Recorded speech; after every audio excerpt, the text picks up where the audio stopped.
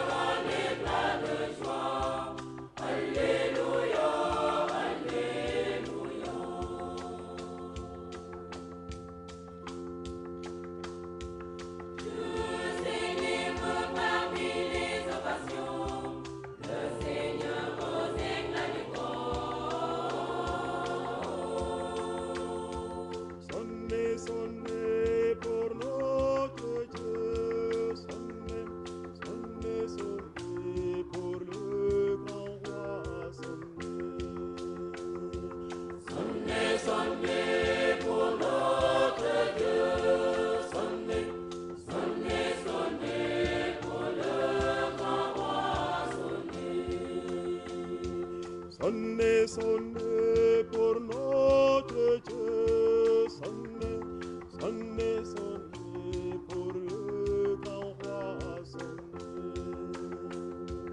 Sonnez, sonnez pour notre Dieu, sonnez, sonnez, sonnez pour le grand roi, sonnez. Acclamez Dieu toutes les nations, alléluia, alléluia. Acclamez Dieu toutes les nations, alléluia, alléluia. Tous les peuples battez des mains, acclamez Dieu en éclat de joie, alléluia.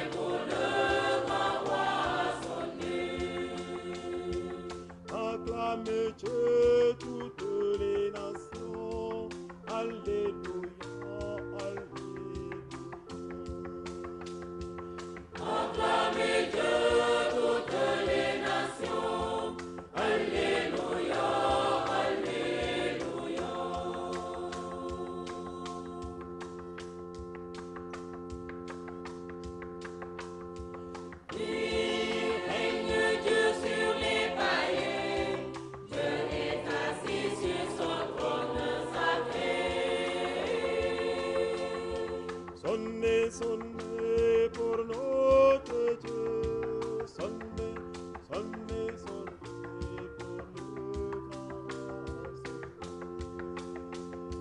Sonnez, sonnez pour notre Dieu. Sonnez, sonnez, sonnez pour le grand roi. Sonnez, sonnez pour notre Dieu. Sonnez, sonnez, sonnez pour le grand roi. Sonnez, sonnez pour notre Dieu. Sonnez, sonnez, sonnez pour le grand roi. Sonnez, sonnez Pour le grand roi. sonnez, sonnez Pour le grand roi. sonnez, sonnez Pour le grand roi.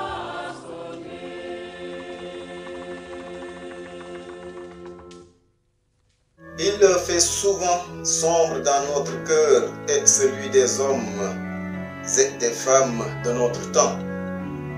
Nous pensons aujourd'hui à ceux qui ont tout perdu dans les tremblements de terre, les inondations, les guerres. Chaque jour, les médias nous en donnent de dramatiques témoignages. Ils sont nombreux ceux qui vivent dans la précarité et n'ont pas de quoi se nourrir. Chacun de nous peut évoquer tous les événements douloureux qui ont marqué leur vie. Quand tout va mal, on se dit que cela ne sert à rien de continuer et on a envie de tout abandonner.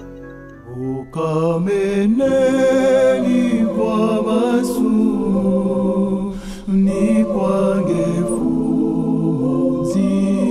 muzijiri fumu fuila chari sukula runzikiami kiriye.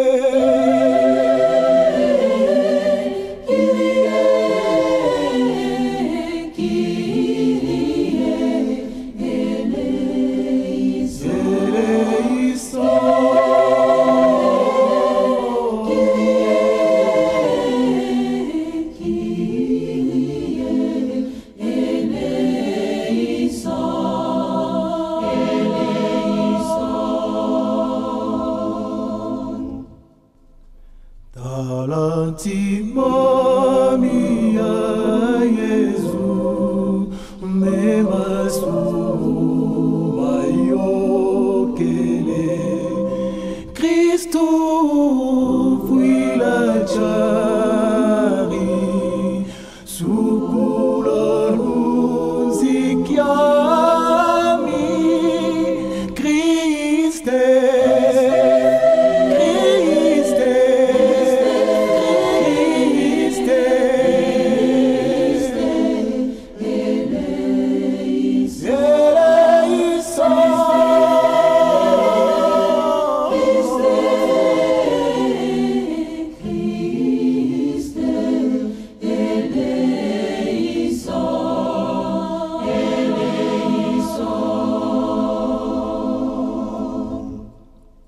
Mieno mia kufumu bwenzele myo Monza kuyatsiku pensa kudio Fumu fuila chari Sukula lunzikiami Kirie.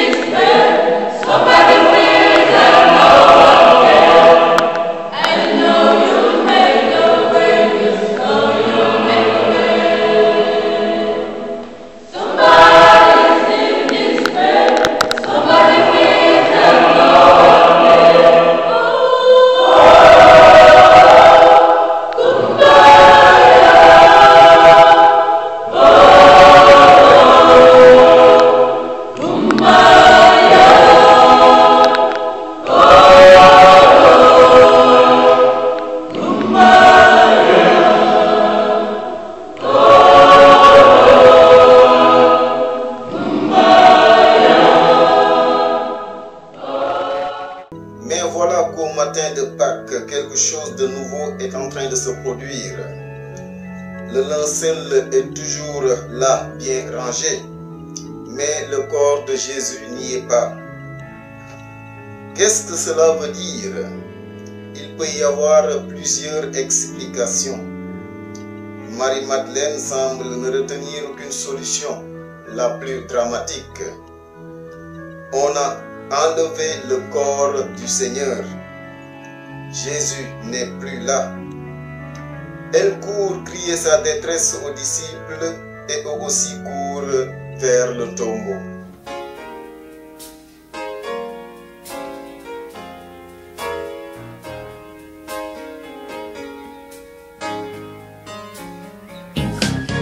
It's good to know Jesus. Everybody ought to know Jesus. He's the lily of the valley, a bright and morning star.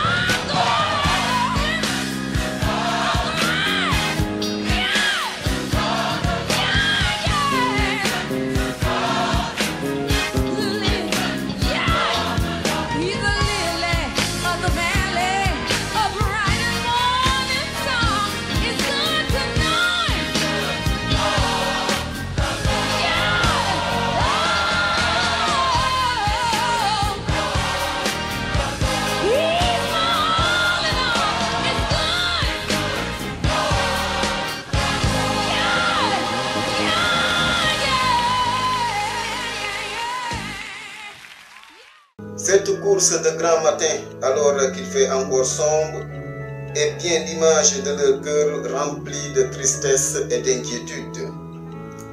Ils ne pensent pas aux paroles que Jésus leur avait dites à plusieurs reprises quand il leur annonçait sa mort et sa résurrection. Ces paroles, ils n'avaient pas su les entendre. Ce qu'il leur disait ne leur semblait pas possible. Nous aussi, nous sommes parfois comme eux. C'est le cas lorsque devant les difficultés, nous nous mettons à broyer du noir.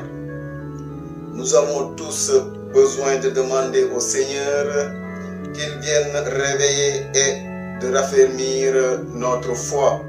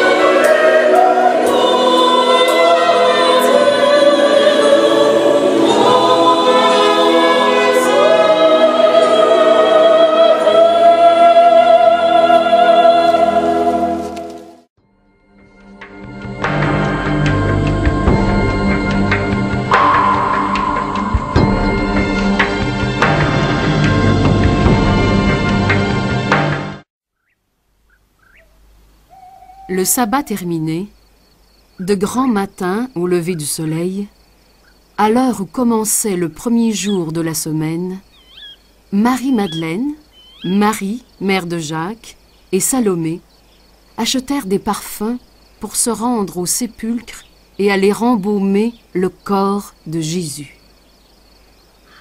Elles se disaient entre elles, « Qui nous roulera la pierre pour dégager l'entrée du tombeau ?» Et voilà qu'il y eut un grand tremblement de terre.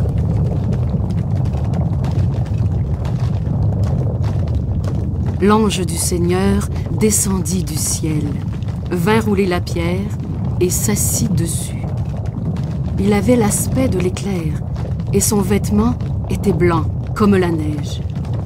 Les gardes, dans la crainte qu'ils éprouvèrent, furent bouleversés et devinrent comme morts. Au premier regard, alors qu'il faisait encore sombre, les femmes s'aperçurent qu'on avait roulé la pierre, qui était pourtant très grande.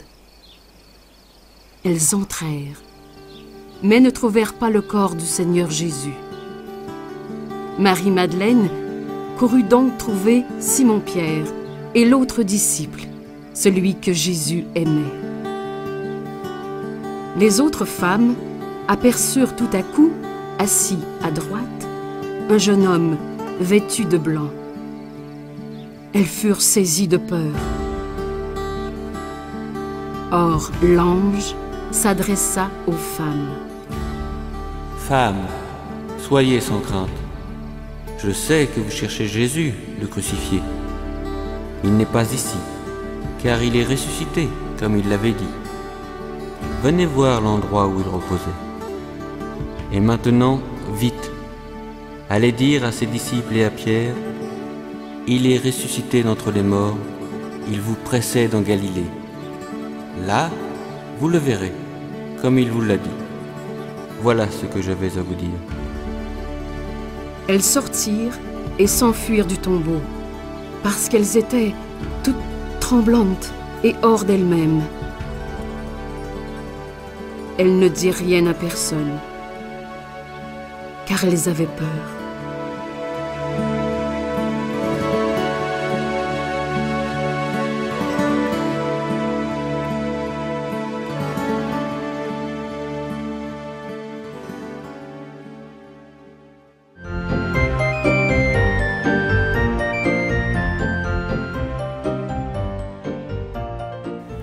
Christ est ressuscité. Il est vraiment ressuscité. Sœur Claire, vous allez nous commenter l'évangile de la résurrection, l'évangile de la nuit de Pâques en Saint Marc. Voilà, Saint Marc, chapitre 16, versets 1 à 7.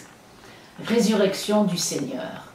Ça commence avec le Shabbat était passé, pour bien préciser que Jésus a respecté la loi et que le Shabbat, il est reposé au tombeau, tout en allant ressusciter ceux qui gisaient dans les ténèbres et l'ombre de la mort. Et les saintes femmes ont aussi respecté le Shabbat. Donc elles arrivent avec des aromates le matin du premier jour de la semaine. Des aromates qui représentent dans toute la Bible le parfum de la vie. Quand ça sent bon dans la Bible, ça sent la vie. Alors ces femmes apportent des aromates, des parfums pour essayer de montrer que la vie va l'emporter sur la mort. Mais c'est un peu timide parce que c'est plutôt pour embaumer un corps que pour annoncer vraiment la résurrection. Elles arrivent avec leur petit flacon de myrrhe, hein, c'est pour ça qu'on les appelle les myrrhophores, et elles vont se recevoir en pleine figure la bonne odeur de la résurrection. Alors c'est le premier jour de la semaine, le dimanche est le premier jour de la semaine, ce jour dont il est écrit au jour de la Genèse, au livre de la Genèse chapitre 1, versets 3 à 5. Dieu dit que la lumière soit et la lumière fut. Dieu vit que la lumière était bonne et Dieu sépara la lumière et les ténèbres. Dieu appela la lumière jour et les ténèbres nuit. Il y eut un soir, il y eut un matin. Ce fut le premier jour, qu'on peut à la fois aussi appeler le jour unique. Jésus est ressuscité le jour où la lumière l'emporte sur les ténèbres, où la lumière a jailli des ténèbres, le premier jour de la création, et ici on entre dans une nouvelle création, nouvelle naissance pour l'humanité, naissance des femmes évidemment, trois femmes qui sont Marie-Madeleine, Marie maman de Jacques et Salomé. Marie-Madeleine, celle dont Jésus a chassé 7 démons. Marie-Madeleine, la pécheresse pardonnée parce qu'elle avait beaucoup aimé. La deuxième femme s'appelle aussi Marie, mère de Jacques, la femme mère, la nouvelle Ève, une nouvelle Ève on va dire, qui porte tout le peuple d'Israël parce que Jacques c'est Jacob et Jacob c'est Israël. Et la troisième, Salomé, du nom de l'épouse du Cantique des Cantiques. Celle qui s'est laissée pacifier par le bien-aimé. C'est tout un programme. Pour se tenir au tombeau et être témoin de la résurrection, il faut avoir reconnu que Jésus est le pardon et la miséricorde de Dieu, s'être laissé purifier de ses péchés, être porteur de toute la tradition du peuple d'Israël, Jacob, et reconnaître qu'on est toutes et tous appelés à être les épouses du bien-aimé dans le Cantique des Cantiques. Marie-Madeleine, Marie mère de Jacob et Salomé. Toutes les trois porteuses de parfums, porteuses des aromates. Ensuite, il est dit qu'elles arrivent au tombeau et elles se disent entre elles, qui nous roulera la pierre ou qui nous fera rouler la pierre de devant la porte du tombeau. Et le grec précise, c'était une pierre extrêmement grande. Le tombeau représente la forteresse de la mort, avec une porte bien fermée, une forteresse jusque-là imprenable. La pierre roulée devant la forteresse, ça veut dire que la forteresse n'a plus de porte et qu'elle est vaincue. C'est ce qui avait été annoncé dans la plus courte parabole qui puisse exister dans Saint Marc, chapitre 3, verset 27, où il est dit « Personne ne peut pénétrer dans la maison du fort et piller ses affaires s'il n'a d'abord ligoté le fort et ensuite il pillera sa maison. » La forteresse du fort qui est pillée en ce jour de Pâques, c'est le domaine de la mort. Ça avait été prophétisé à Abraham et à Rebecca. Cette histoire de porte des ennemis qui est vaincue. La pierre roulée devant la porte du tombeau, c'est la victoire sur les ennemis. Alors ça avait été annoncé à Abraham, Genèse 22, 17. Ta postérité conquérera la porte de ses ennemis. Rebecca avait entendu la même chose. Genèse 24, 60. Que ta postérité conquiert la porte de ses ennemis. La pierre roulée devant un tombeau vide, c'est l'accomplissement de ces deux prophéties, faites à Abraham et à Rebecca. La forteresse du fort est vaincue, il n'y a plus de porte. On peut entrer, tout est pillé, tout est saccagé. Le domaine de la mort est définitivement vaincu. Donc voilà, pierre roulée, tombeau ouvert.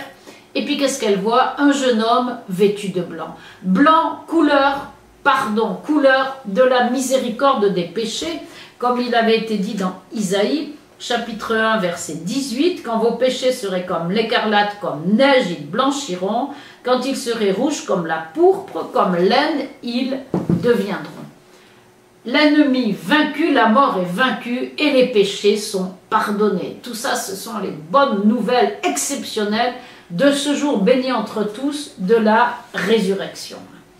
Alors, on nous dit que les femmes, donc, en voyant le tombeau, la porte du tombeau ouverte, sont, alors on traduit par effrayées, hein.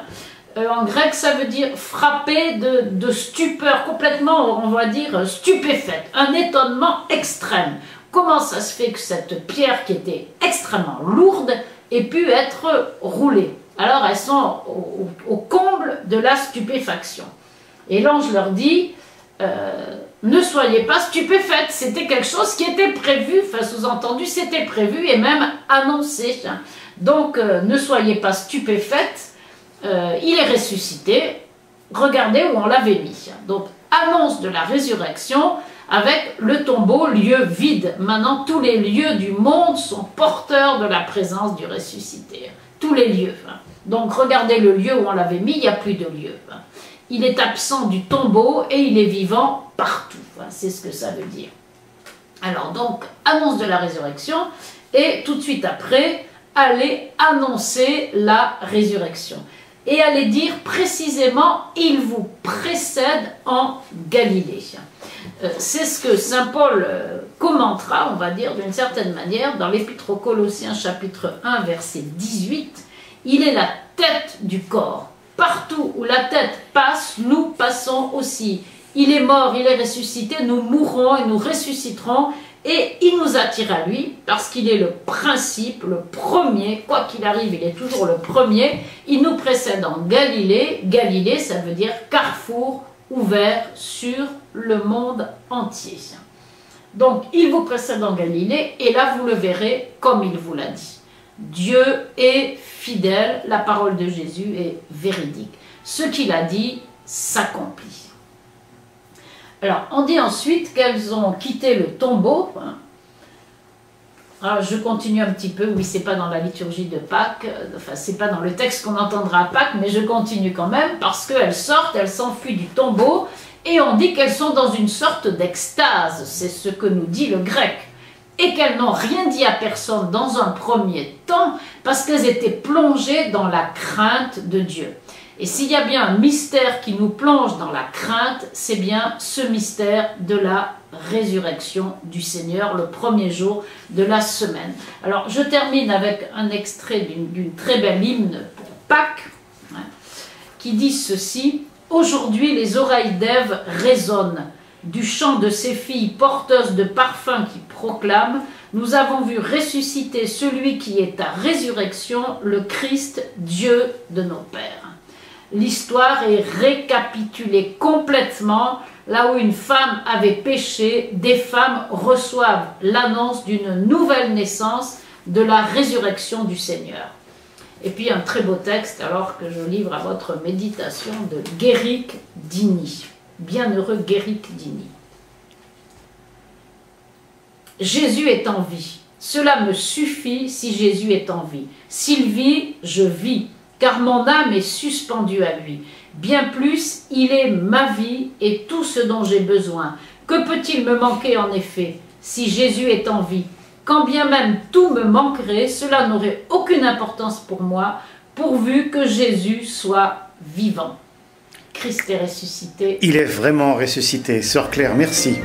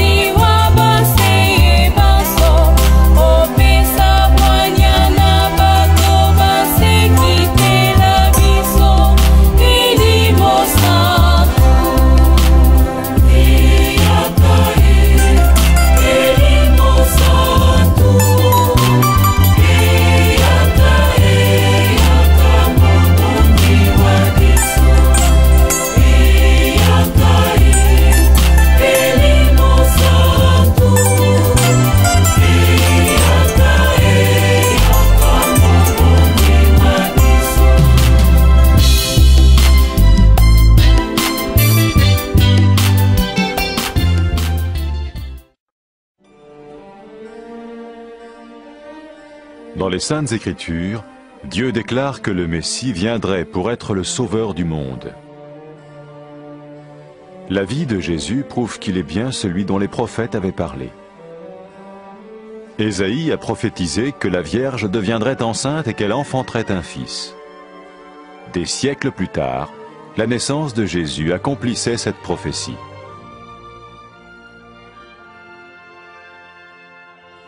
Les Saintes Écritures déclaraient que le saint à naître serait appelé le Fils de Dieu. Cela signifiait que Jésus serait le Fils de Dieu au sens spirituel et non au sens physique. Nous le voyons par sa manière de vivre. Il a guéri des malades, il a pardonné leurs péchés, les a ramenés à Dieu et leur a promis une place dans le royaume éternel de Dieu. Il s'est offert lui-même en sacrifice pour le péché à leur place. Puis il est revenu à la vie, victorieux sur la mort selon le plan de Dieu. Jésus a dit « Personne ne me prend la vie, mais je la donne de ma propre volonté. » La vie de Jésus n'a pas seulement accompli les écrits des prophètes, mais elle a aussi confirmé la vérité de la sainte parole de Dieu. Les prophètes avaient écrit « Ta parole, ô mon Dieu, est parfaite, elle dure à toujours. » Jésus lui-même a dit « Le ciel et la terre disparaîtront, tandis que mes paroles ne disparaîtront jamais. » Jésus est venu pour nous donner la vie dans toute sa plénitude. Et quand l'homme a désobéi à Dieu dans le jardin d'Éden, il a choisi sa propre voie et ses actions l'ont séparé du Créateur.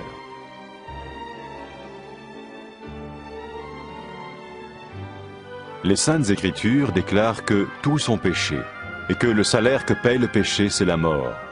Il s'agit de la mort spirituelle, éternelle séparation d'avec Dieu. Mais tout comme Dieu a donné un bélier pour qu'il meure à la place du fils d'Abraham, ainsi il a envoyé Jésus, le Messie, mourir à notre place. Sa vie, sa mort et sa résurrection restaurent la relation entre Dieu et tous ceux qui mettent leur confiance en lui. Maintenant, non seulement Jésus pardonne les péchés de ceux qui le suivent, mais il les sauve aussi du jugement éternel de Dieu. Ils sont sûrs d'aller au paradis et de vivre avec lui pour toujours. C'est cette vie et cette liberté de la culpabilité et du pouvoir du péché que Jésus offre à chacun aujourd'hui. Cela ne veut pas dire suivre une religion, mais choisir d'avoir foi en Jésus qui dit « Je me tiens à la porte et je frappe. Si quelqu'un entend ma voix et ouvre la porte, j'entrerai chez lui. » Cela veut dire se tourner vers Dieu et croire que Jésus vient dans nos vies pardonner nos péchés et nous rendre tels qu'il veut que nous soyons. Il ne suffit pas d'approuver intellectuellement ce qu'il dit, ni de vivre une expérience émotionnelle. Nous le recevons par grâce, au moyen de la foi, par un acte de notre volonté. Lorsque quelqu'un est prêt à suivre Jésus le Messie, il peut lui parler par une simple prière. Peut-être êtes-vous prêt maintenant à ouvrir votre vie à Dieu. Si oui, vous pouvez vous joindre à la prière suivante, silencieusement, dans votre cœur. Seigneur Jésus, j'ai besoin de toi. Merci d'être mort sur la croix pour mes péchés.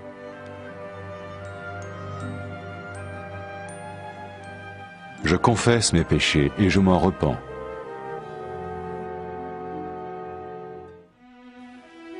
Je t'ouvre la porte de ma vie et je te reçois comme mon Sauveur et Seigneur.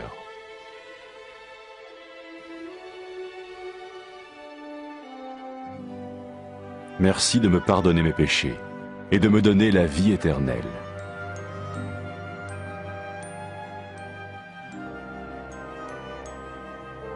Fais de moi le genre de personne que tu veux que je sois. Maintenant que je deviens l'un de ceux qui te suivent. Amen.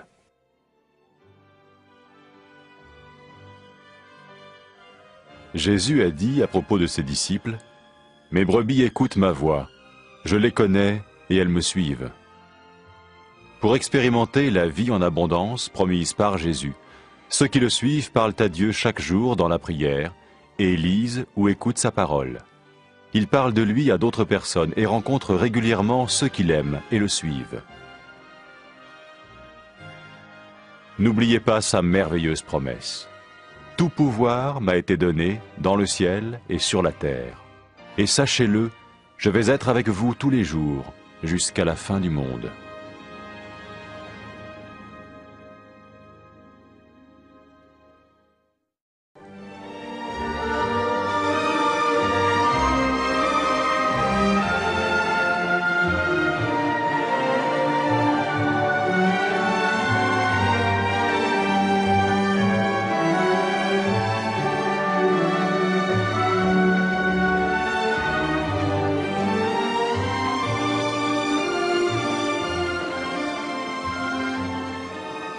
Que Dieu vous bénisse et vous garde. J'ai reçu les pleins pouvoirs dans le ciel et sur la terre. Allez donc dans le monde entier, faites des disciples parmi tous les peuples, baptisez-les au nom du Père, du Fils et du Saint-Esprit. Apprenez-leur à obéir à tout ce que je vous ai prescrit. Et je suis moi-même avec vous chaque jour jusqu'à la fin du monde. Amen.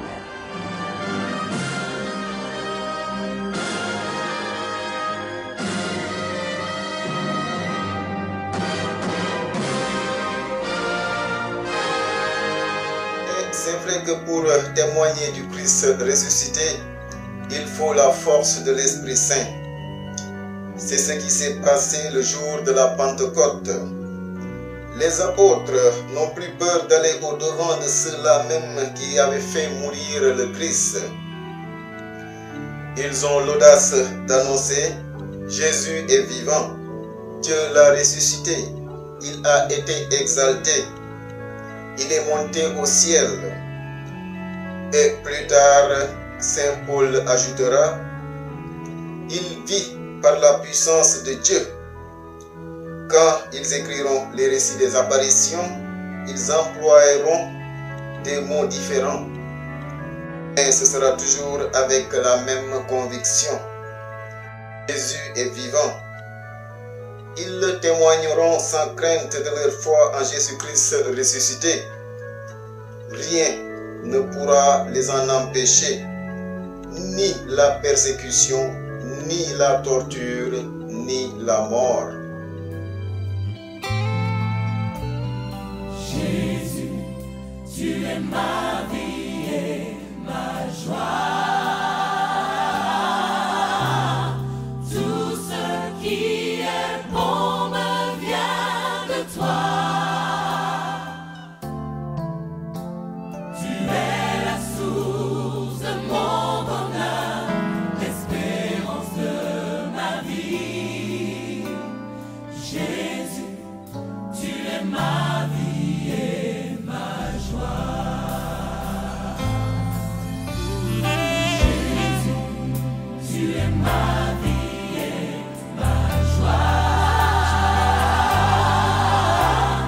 Tout ce qui est bon me vient de toi. Tu es la source de mon bonheur, l'espérance de ma vie. Jésus, tu es ma vie et ma joie. Lorsque je perds mon chemin, tu me guides et prends ma main. Tu es la lumière dans mes nuits sombres et froides. Dans la tristesse, tu es la joie qui bannit toutes mes craintes. Dans ma solitude, mes bras se tendent vers toi. Jésus, Tu es ma vie et ma joie. Tout ce qui est bon me vient de toi.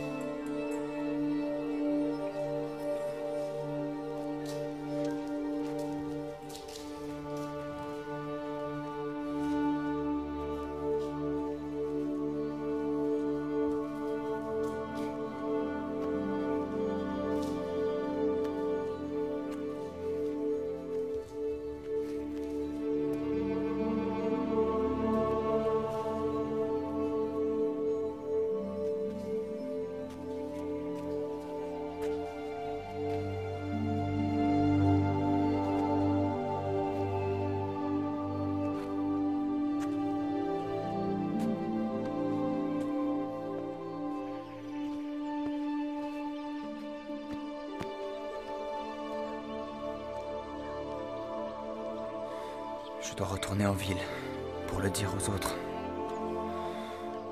Viens avec nous.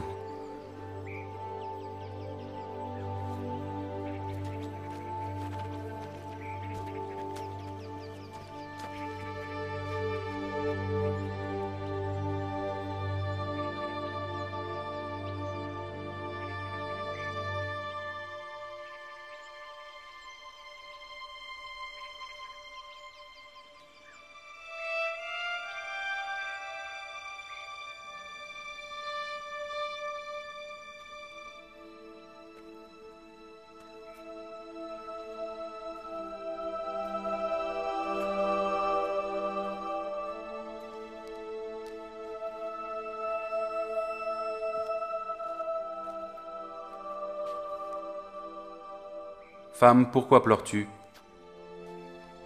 Qui cherches-tu?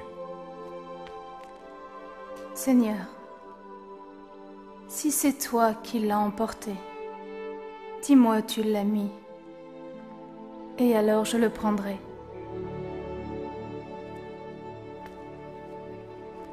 Marie, Rabouni, ne me touche pas, car je ne suis pas encore monté vers mon Père. Mais va trouver mes frères, et dis-leur que je monte vers mon Père et votre Père, vers mon Dieu et votre Dieu.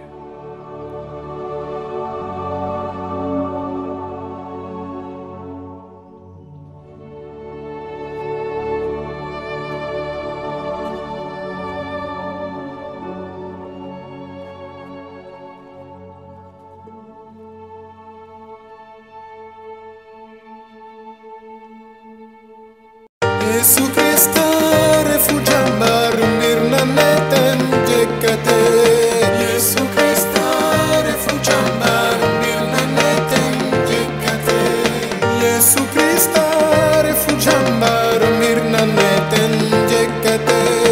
Yesu Krista refugiambar mirnaneten jekate. Nyajanu magola tumude kalbe waga into ani.